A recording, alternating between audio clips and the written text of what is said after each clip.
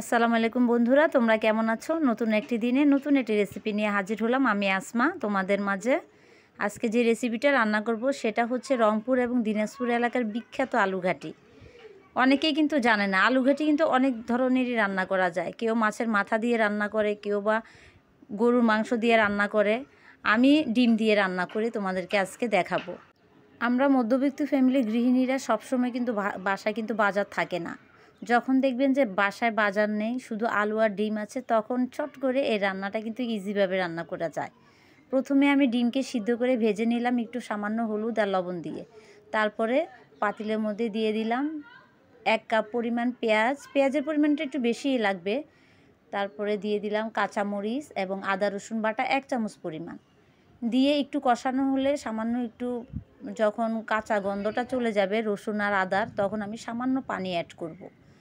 পানি অ্যাড করে দিয়ে দিব হলুদের গুঁড়া 1 চামচ এবং মরিচের গুঁড়া দিব আমি 2 চামচ। যেহেতু আমি আলুঘাটি রান্না করব সেহেতু একটু ঝাল অবশ্যই লাগবে। আর অলরেডি আমি কাঁচামরিচ কিন্তু 4-5টা দিয়েছি। এখন কাঁচামরিচগুলো কিন্তু অনেক ঝাল।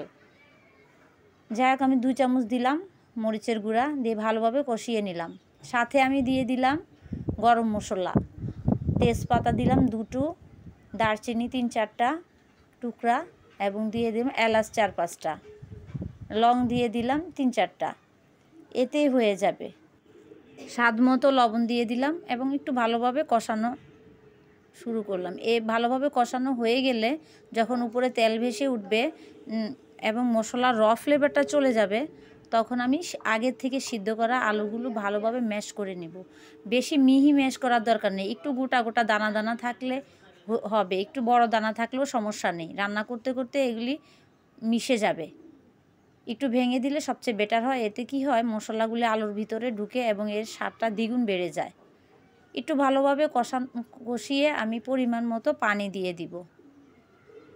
যত কষানো হবে আলুঘাটির পরিমাণ, মানে স্বাদের পরিমাণটা আরও বেড়ে যাবে দ্বিগুণ। আলুঘাটি রান্নার সময় খেয়াল রাখতে হবে মশলাটা যাতে ভালোভাবে কষানো হয় এবং কাঁচা গন্ধটা যাতে চলে যায়। এতে কি হবে, আলুঘাটিটার স্বাদের পরিমাণটাও বেড়ে যাবে এবং কালারটাও খুব সুন্দর আসে। ভালোভাবে কষানোর পরে আমি আলুগুলো দিয়ে দিলাম এবং ম্যাশ করে নিচ্ছি। পরিমাণ মতো পানি দিয়ে দিলাম।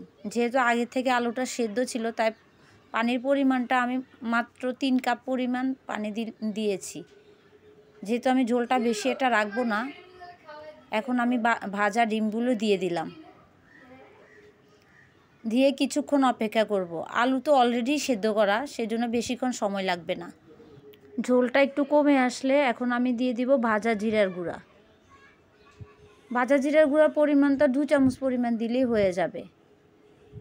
তারপরে আমি ডিম আছে 5 মিনিট রেখে একটা সার্ভিং ডিশে পরিবেশন করব।